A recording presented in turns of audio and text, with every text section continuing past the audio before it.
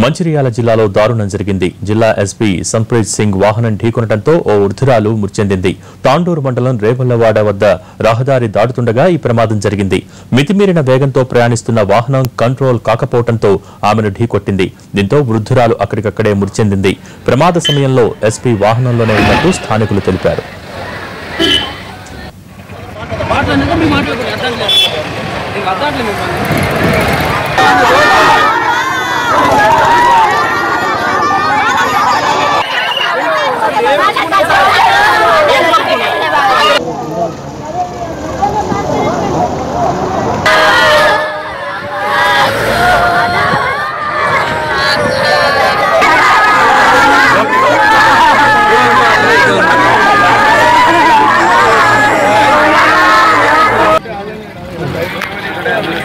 Hello.